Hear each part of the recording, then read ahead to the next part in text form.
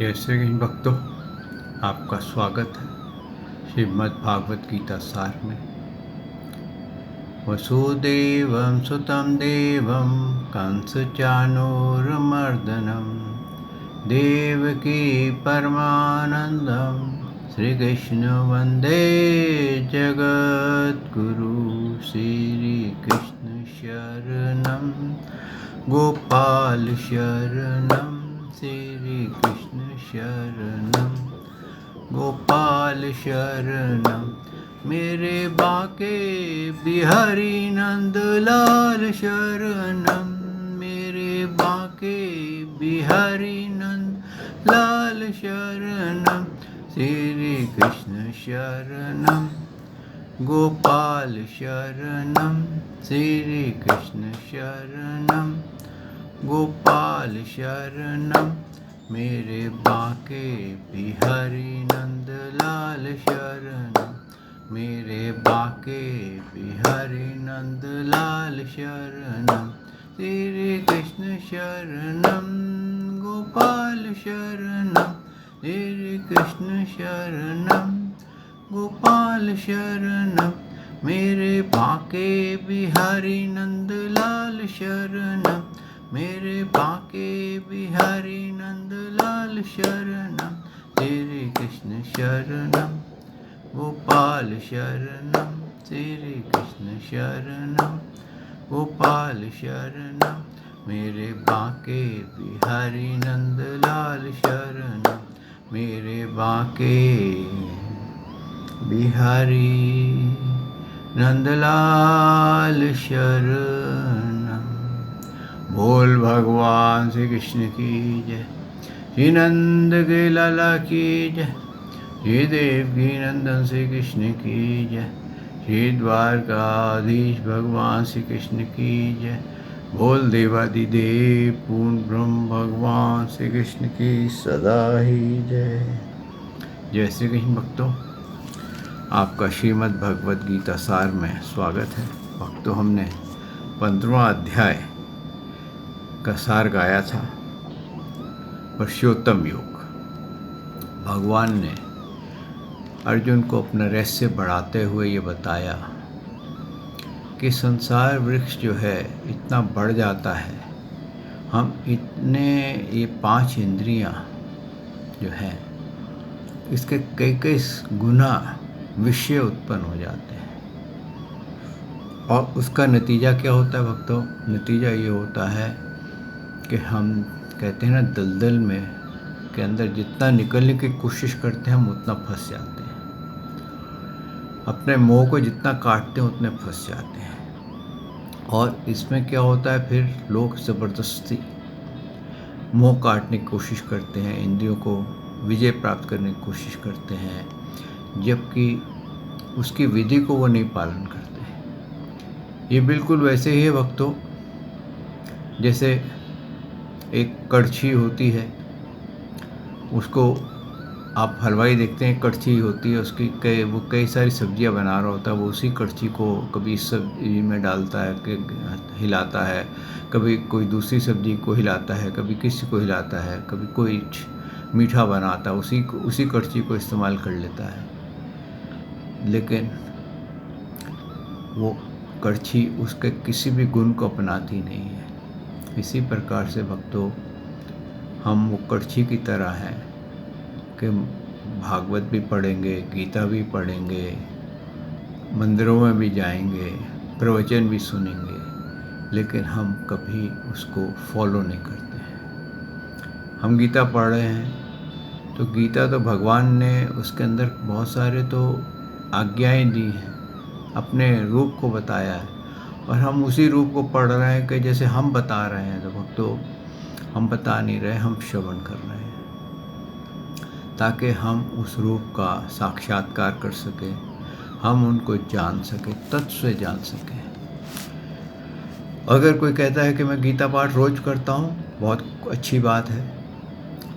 Office जाने से पहले मैं एक अध्याय रोज पढ़ता हूँ, लेकिन क्या उस अध्याय में जो ज्ञान दिया है वो अपनाता है क्या?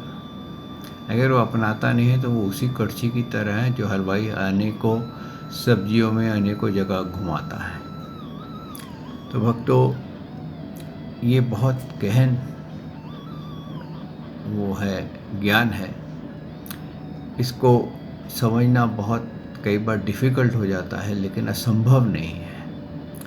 लेकिन इतना हमारे पास भगवान ने आज भी कलयुग में इतनी ज्ञान बुद्धि दे दी है कि हम इसको समझ करके जीवन मृत्यु के सृष्टि चक्र से हम मुक्त हो जाते हैं। इसीलिए भगवान ने कहा है कि जो कोई मेरे को तत्व से जान लेता है वो फिर दूसरे चक्कर में नहीं पड़ता।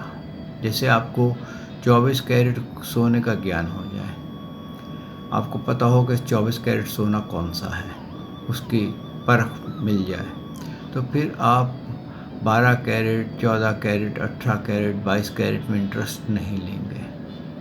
बस यही अंतर है भक्तों कि दूसरे जो धर्म हैं, दूसरे जो भगवान श्री कृष्ण के अतिरिक्त जितने भी पूजा पाठ होते हैं, उनके कैरेट्स अलग हो जाते हैं। और आजकल कलयुग में तो कई संतों ने अपने ही धर्म चला दिए हैं और वो अपने धर्मों में ही आपको लिप्त कर देते हैं और बोलते हैं जो मैं कह रहा हूँ बस वही कर।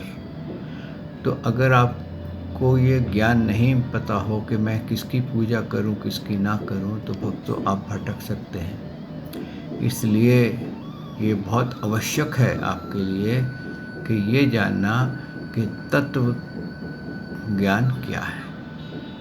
और यही परमात्मा ने कहा है कि जो ज्ञानी पुरुष मुझको इस प्रकार तत्व से पुरुषोत्तम जानता है, वह सर्वज्ञ पुरुष सब प्रकार से निरंतर मुझ वासुदेव परमेश्वर का ही भजन करता है। फिर वो किसी और का भजन नहीं कर सकता। एक बार प्योर खाना आपको मिल जाए, यानी कि प्योर घी वाला भोजन अच्छा सा मिल जाए, तो आपको दूसरे पदार्थ हैं वो अच्छे नहीं लगेंगे। और यह भी कहा है भगवान ने कि तू हर प्रकार से जब तू मेरी शरण आएगा तो मेरे पास हर एक की शक्ति मेरे पास है। सब जितनी भी तेरे को चीज़ें वस्तुएं मिलती हैं वो मेरे थ्रू ही जाती हैं। तो वो इसको जान करके बहुत प्रसन्न होते हैं जो भक्त रियलिटी में जान जाते हैं। और भगवान ने ये भी कहा है मेरी पूजा तो बहुत सरल है, कोई बहुत ज़्यादा नियम पालने की ज़रूरत नहीं है। तो प्रेम से पत्रम पुष्पम तोह्यम, ये भी अगर अर्पण करेगा तो मैं स्वीकार करता हूँ। अगर वो भी तू नहीं कर सकता, खाली भाव से ही सिर्फ चिंतन करते हुए अर्पण कर दे तो भी मैं उसको स्वीकार कर लेता हूँ। तो भक्तों, इतनी सरलता होने पर भी अगर हम भगवान श्री कृष्ण से वंचित हैं तो हमारा भाग्य, कहते हैं ना, भाग का मारा हुआ है, हम दुर्भाग्य के मारे हुए हैं। भक्तों, आज हम 16वां अध्याय का आरंभ करते हैं। ओम श्री परमात्मने नमः। अथ षोडशो अध्याय। श्री भगवानुवाच। अभ्यं सत्व संशुद्धि ज्ञान योग विस्तृति दानं दमश्च यज्ञश्च स्वाध्याय तप अर्जुवम। इसके पश्चात भगवान श्री कृष्ण फिर बोले कि अर्जुन, देवी संपदा जिन पुरुषों को प्राप्त है तथा जिनको सूर्य संपदा प्राप्त है उनके लक्षण पृथक पृथक कहता हूँ।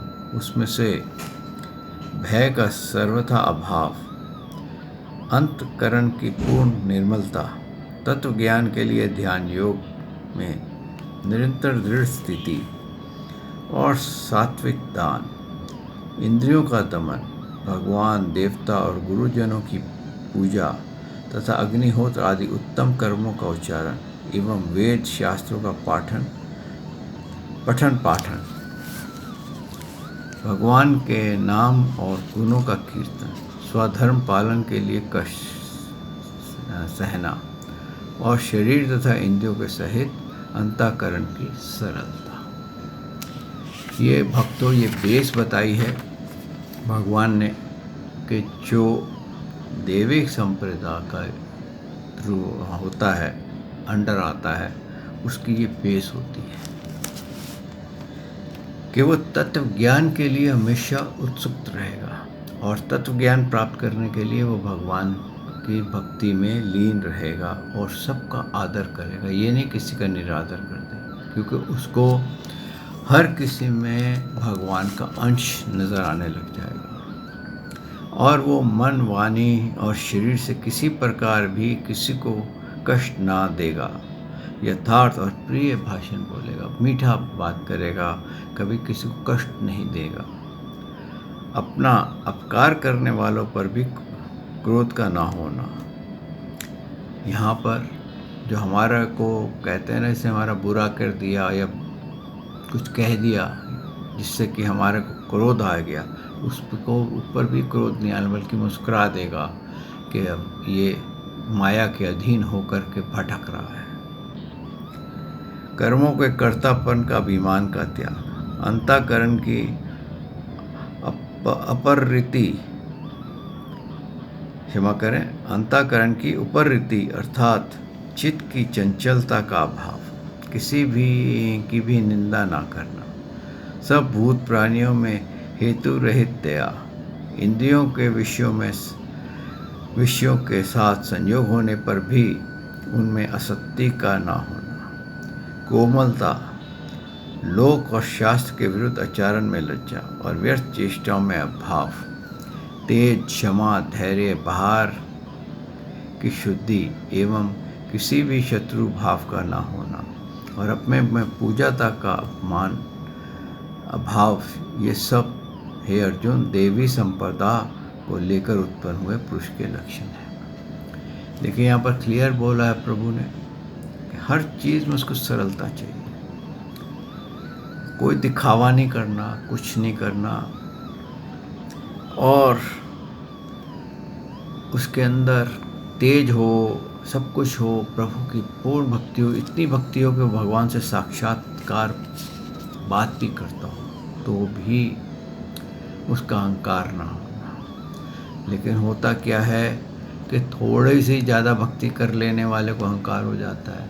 मैं 100 दंडौते डालता हूँ रोज़, मेरे को इस बात का अहंकार है। मैं रोज़ गीता पाठ संस्कृत में करता हूँ, इस बात का अहंकार है। मैं भागवत रोज़ पढ़ता हूँ और लोगों को सुनाता हूँ, इस बात का अहंकार है। जब अहंकार हमारे अंदर आ जाता है तो भक्तों हमारा ज्ञान लुप्त हो जाता है। कहते हैं जो बेरी नीची होती है उतना उसको मीठा बेर लगता है, फल लगता है। और होता क्या है कि हम लोग इसको ना समझ करके इसके विरुद्ध आचरण कर बैठते हैं। हमारे अंदर अहंकार पकड़ने लग जाता है कि वो मैं तो बहुत ज्ञानी हूँ, मेरे को तो बहुत कुछ आता है, इसको तो कुछ नहीं आता है। अगर उसको नहीं आता है तो ये उसकी विफलता है, उसके ज्ञान बुद्धि की या उसके कर्मों का कुछ प्रॉब्लम है। लेकिन अगर हम उसमें खोट निकालने बैठ जाएं तो भक्तों ये हमारे को नुकसान देगा, हमारा माइनस करेगा। हम जब किसी की निंदा स्तुति करें तो आप एक चीज़ याद रखिए कि जब भी हम निंदा स्तुति करेंगे किसी की या अहंकार करेंगे तो वो बिल्कुल वैसे ही है कि आपकी जेब में एक 100 के नोट की गड्डी पड़ी है, जैसे ही आप निंदा शुरू करेंगे एक 100 का नोट गिर जाएगा। तो वो गड्डी आपके जो पुण्य कर्म है वो आपके कम हो जाएंगे। 100 की गड्डी का मतलब है जो आपके पुण्य कर्म है। तो आप अगर अपने पुण्य कर्म खोना चाहते हैं तो आप खो सकते हैं। ऐसे ही कहते हैं कि जब सास और बहू लड़ रहे हों और अगर सास ये समझे कि मेरे पाप धुल रहे हैं और बहू चिल्ला रही है, तो जो चिल्लाने वाला है वो दूसरे के पाप धोता है, चाहे सास धोए चाहे बहू धोए। तो हमारे जब पाप बढ़ जाते हैं तो कोई ना कोई हमारे पे चलाने वाला आ जाता है, यानी कि भगवान किसी को झाड़ू फेरने के लिए भेज देते हैं। तो हमारी नज़र भी उतर जाती है, हमारे पाप भी कम हो जाते हैं। अगर हम उस पर रिएक्ट कर दें तो भक्तों ना नज़र उतरेगी, ना पाप कम होंगे, बल्कि उल्टा बढ़ जाएंगे। आगे भगवान ने अब दूसरी असुरी संपदा के बारे में बताया है। क्या बताया है? दंभो दर्प अभिमानश्च क्रोध पृष्यमेव च अज्ञानम च अभिजातस्य पार्थ संपदम असुरियम। हे पार्थ, दंभ, घमंड और अभिमान तथा क्रोध, कठोरता और अज्ञान भी ये सब असुरी संपदा को लेकर उत्पन्न हुए पुरुष के लक्षण हैं। देवी संपदा मुक्ति के लिए और असुरी संपदा बंधन के लिए मानी गई है। इसलिए हे अर्जुन, तू शोक मत कर, क्योंकि तू देवी संपदा को लेकर उत्पन्न हुआ है। अब भक्तों, ये हमारे को अपने आप को सेल्फ एनालाइज करके पता करना है कि हम किस संपदा से हैं। अगर हम देवी संपदा में हैं तो हम मोक्ष के अधिकारी बनते हैं, और अगर हम असुरी संपदा में हैं तो हम बंधन के अधिकारी बनते हैं, यानी कि हम जीवन मृत्यु से पार नहीं जा सकते, हम 84 के चक्कर में पड़े रहेंगे। आगे भगवान ने क्या कहा है? हे अर्जुन, इस लोक में भूतों की सृष्टि यानी मनुष्य समुदाय दो प्रकार की, एक तो देवी प्रकृति वाला और दूसरा असुरी प्रकृति वाला। उनमें से देवी प्रकृति वाला तो विस्तार पूर्वक कहा गया है, अब असुरी प्रकृति वाले मनुष्य को भी विस्तार पूर्वक मुझसे जान। अब यहाँ तक क्या था? भगवान ने हमारे को देवी प्रकृति वाले पुरुष के लक्षण बताए हैं, जो कि मोक्ष के अधिकारी हैं।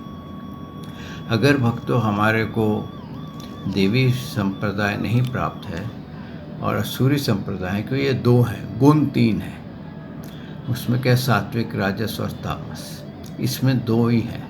या तो हम एकदम सॉफ्ट होंगे या हम हार्डकोर हो जाएंगे, ऊपर से भले ही हम सॉफ्ट बने रहें। आगे भगवान ने क्या कहा? प्रवृत्तम च निवृत्तम च जनाना विधुर असुरा ना शौचम ना पीछे अचारो ना सत्यम तेषु विधीयते। असुरी स्वभाव वाले मनुष्य प्रवृत्ति और निवृत्ति इन दोनों को भी नहीं जानते, इसलिए उनमें ना तो बाहर भीतर की शुद्धि है, ना श्रेष्ठ चारण है और ना ही सत्य भाषण है। यहाँ भगवान ने बड़ा क्लियर कहा है कि असुरी स्वभाव वाले मनुष्य प्रवृत्ति और निवृत्ति दोनों ही जानते हैं, यानी कि गृहस्थ में रहते हुए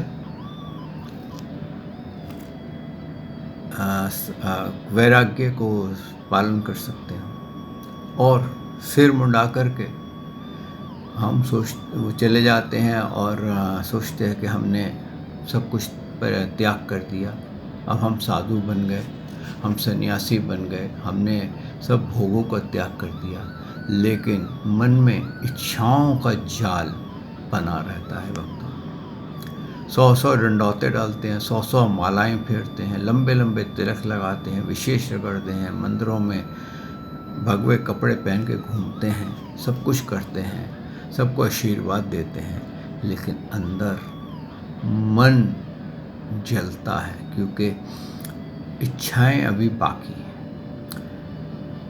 प्रवचन करते हैं तो प्रवचन में से दक्षिणा के ऊपर ज़्यादा निगाह रहती है, किसने कितना पैसा चढ़ाया। किसी ने भोजन के लिए बुलाया तो ये देख कर के भोजन करने जाते हैं कि हमें दक्षिणा क्या मिलेगी। किसी ने प्रवचन सुनने के लिए बुलाया तो ये सोच के जाते हैं कि वहाँ जाकर के हमें क्या दक्षिणा मिलेगी। उनका ज्ञान में ध्यान कम और दक्षिणा में ज़्यादा। और जब इस तरह से वो एक प्रकार से कहते हैं कि भगवाधारी तो हैं, लेकिन उनका मन विषयों में जल रहा होता है, धन के लिए जल रहा होता है, अनेकों यश के लिए जल रहा होता है, पद के लिए जल रहा होता है। और फिर जब वो पद, बड़े से बड़ा पद पा लेते हैं तो फिर उनकी इच्छा होती है अब हम अपना ही धर्म चलाएं। फिर वो अपना धर्म आरंभ कर देते हैं। और वो धर्म ना जाने कब किसको कहाँ लेके जाएगा। कई ऐसे सन्यासी हुए हैं, कई ऐसे, सभी तो नहीं लेकिन कई अधिकांश ऐसे हुए हैं जो इन्होंने बड़े बड़े पद प्राप्त किए हैं और उन्होंने अपना धर्म ही निर्मित कर दिया है। वो पद लोगों ने कभी सोचा भी नहीं कि ये हमारे वेदों में से धर्म नहीं आया है, ये हमारे गीता में से धर्म नहीं आया है, ये धर्म कहाँ से आया पता नहीं। बस उसने कहा सबका स्वामी एक, बस उसी में ही मोहित हो गए कि यही सच्चा धर्म है। लेकिन ज्ञान क्या है किसको पता नहीं। किसी ने कहा इस मजार में जो है ये बहुत बड़ी, इस मजार में बहुत बड़ी शक्ति का वास है, तो उसी में ही मोहित हो गए। किसी ने कहा यहाँ गुरुजी दबे हुए हैं, ये गुरुजी का तो भगवान के रूप है। भक्तों, एक ऐसे भी संप्रदाय हैं जिन्होंने ये कहा कि हमारे गुरुजी के नाम पे जैसे गौलोक है वैसे उनके नाम से भी लोक है और हम उस लोक में जाएंगे। अब बताइए, जब मानव का गुरु एक लोक का निर्माण कर सकता है तो वो जब मानव देह में था तब उसने क्यों नहीं किया। तो ऐसे बहुत से भक्तों हो जाते हैं कि गलत भक्ति में चले जाते हैं। और उन्होंने आगे क्या कहा है भगवान ने, वे असुरी प्रवृत्ति वाले मनुष्य, ये जितने भी हैं ये असुरी प्रवृत्ति वाले मनुष्य होते हैं जो कि ढोंग करें, मन में कुछ ऊपर से कुछ, ऊपर से सन्यास अंदर भोग। और तभी वो भोग वाले जो हैं कई बड़े घर में भी रहने चले गए हैं। वसूरी प्रवृत्ति वाले मनुष्य कहा करते हैं कि जगत आश्चर्य रहित है, सर्वथा असत्य है और बिना ईश्वर के अपने आप केवल स्त्री पुरुष के संयोग से उत्पन्न होता है। इतवत केवल काम ही इसका कारण है, इसके स्वयं और क्या है।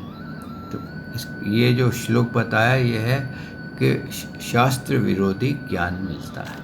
जो ऐसे लोग होते हैं वो सही शास्त्रों का ज्ञान नहीं देते। वो कहते हैं जिसको हम पूजते हैं वही भगवान है। वो चाहे पत्थर को पूजे तो पत्थर ही भगवान हो जाएगा, चाहे वो मजार को पूजे तो मजार ही भगवान हो जाएगी, जिसको भी पूजे वही भगवान। तो इस तरह से वो शास्त्र विरोधी हो जाते हैं। इस मिथ्या ज्ञान को अवलंबन करके जिनका स्वभाव नष्ट हो गया है तथा जिनकी बुद्धि मंद है, वे सबका अपकार करने वाले कुकर्मी मनुष्य केवल जगत के नाश के लिए ही समर्थ होते हैं। ये क्या है? ये भक्तों, हम तो डूबे हैं सनम, तुझको भी ले डूबेंगे। ये वो वाले व्यक्ति हो जाते हैं कि ज्ञान तो है नहीं, लेकिन हम ज्ञान तो है नहीं और ज्ञान देने बैठ जाते हैं। अब जब ज्ञान देने बैठ गए तो क्या हुआ? उल्टा ज्ञान दे दिया अपनी बुद्धि के मुताबिक। अब जब अपनी बुद्धि के मुताबिक ज्ञान दे दिया तो भक्तों क्या होगा कि शास्त्र के विरोध ज्ञान हो गया। मोक्ष मार्ग का पता नहीं, भगवान का पता नहीं, और अपना ही ज्ञान बांटते चले गए। भले ही भगवे कपड़े पहने हैं, भले ही 100 डंडौते डालने वाले हैं, भले ही मालें डाली हुई हैं, भले ही विशेष रगड़ने वाले हैं, लेकिन ज्ञान के, भगवान के विरोधी हो जाते हैं। तो ये लोग जो होते हैं वो सदा ही मानव को अत्यंत ऐसी जगह डाल देते हैं जिसको कहते हैं कि घोर नरकों तक ले जाते हैं। इसलिए भक्तों, आप जब कभी भी किसी का ज्ञान सुने, जब किसी को भी आप गुरु बनाना चाहें, तो उसके बारे में ज़रूर जानिए कि ये गुरु क्या है। क्योंकि जब आप गुरु बनाएंगे तो आपको गुरु पे विश्वास करना होगा। आप सोचे कि मैं गुरु पे विश्वास नहीं करूं और मैं कार्य भी करूं, तो भक्तों आप पार नहीं पाएंगे। गुरु पे आपको दृढ़ विश्वास रखना पड़ेगा, उसके ज्ञान पे दृढ़ विश्वास रखना पड़ेगा, लेकिन उसको पहले परख लीजिए। कहते हैं गुरु परख के, और पानी पियो छान के, गरम दूध पियो फूंक मार के, तो आप कभी कहीं गलती नहीं करेंगे। तो गुरु का ज्ञान परखिए, उसको मिलान कीजिए। सत्य जो ओरिजिनल वेद हैं, जो कि वेद व्यास जी ने लिखे हैं, वो ग्रंथ का आप पान करिए, उनसे मेल करिए कि ये कितना इससे मिलता है, कितना ये इसके साथ सही है। क्योंकि स्वयं वेद व्यास जी के बाकी जितने भी टीकाकारों ने ग्रंथ लिखे हैं, उसमें सब में कुछ न कुछ उनका अपना भाव आ गया है। अब मैं आपके आगे गीता सार खा रहा हूँ। गीता सार में कितना मेरा भाव है, ये तो आप जान सकते हैं या मैं जान सकता हूँ। तो आपको ओरिजिनल जानने के लिए आपको गीता खुद श्रवण करनी चाहिए, फिर उसको मनन करना चाहिए। फिर अगर आपको मेरा ये अपलोड अच्छा लग रहा है, इससे मेल करिए, फिर उसको आप अपने जीवन में उतारिए। इसी प्रकार से भक्तों, पूरा परख के ही आप गुरु करिए कि गुरु किसकी पूजा करता है, ये मेरे को कहाँ ले जा रहा है, क्या ये जिसकी पूजा करता है क्या वो मोक्ष का सृष्टि से पहले था, आज भी है और बाद में भी रहेगा। उसने मानव देह तो धारण नहीं की, वो प्रकट होता है। ये सब बातों का आप चिंतन कीजिए और फिर जा कर के गुरु को धारण कीजिए और फिर आप उस गुरु के ऊपर यकीन कीजिए। आगे क्या कहा है, इस मिथ्या ज्ञान को अवलंबन करके जिनका स्वभाव नष्ट हो गया है तथा जिनकी बुद्धि मंद है, सबका अपकार करने वाले कुकर्मी मनुष्य केवल जगत के नाश के लिए ही समर्थ होते हैं। धम, मान और मत से युक्त मनुष्य किसी प्रकार भी पूर्ण न होने वाली कामनाओं का आश्रय लेकर अज्ञान से मिथ्या सिद्धांतों को ग्रहण करके और भ्रष्टाचारों को धारण करके संसार में विचरता है। अब कई हैं, इसमें क्लियर किया है कि अब आपको क्या पता ये दंभ कर रहा है, यानी कि कुछ दिखावा कर रहा है, क्या कर रहा है, लेकिन मिथ्याचरण करके वो भ्रष्टाचरण को धारण करते हैं कि भाई इसको मत पूजना, जो मैं कह रहा हूँ वही पूजना। अगर तुमने इसकी तरफ आँख भी यहाँ गए भी, यहाँ हाथ भी जोड़ लिए, तो समझ लो तुम भ्रष्ट हो जाओगे। जैसे कि पता नहीं क्या भ्रष्ट हो गए, अरे तू मेरे को भ्रष्ट कर रहा है, खुद अपने आप को देख कहाँ पहुँचा हुआ है, कितना बंधन में बंधा हुआ है। जो गुरु आपको ये कहे कि बस केवल मेरा ही अनुसरण करना और कहीं मत जाना, तो समझ लेना इसमें कुछ गड़बड़ है।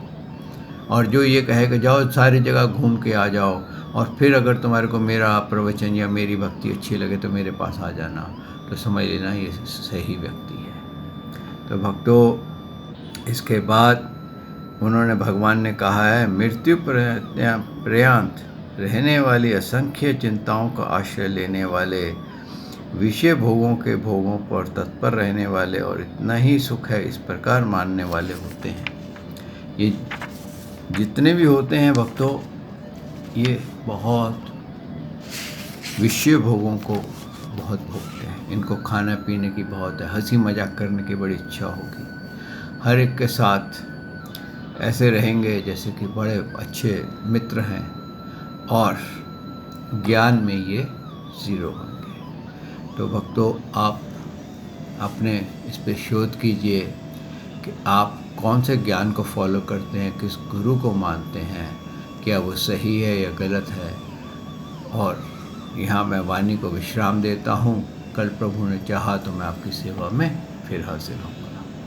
श्री कृष्ण शरणम गोपाल शरणम, श्री कृष्ण शरणम गोपाल शरणम, मेरे बाके बिहारी नंद लाल शरणम, मेरे बाके बिहारी नंद लाल शरणम, श्री कृष्ण शरणम गोपाल शरणम, श्री कृष्ण शरणम गोपाल शरणम, मेरे बाके बिहारी नंद लाल शरणम, मेरे बाके बिहारी नंदलाल शरणम।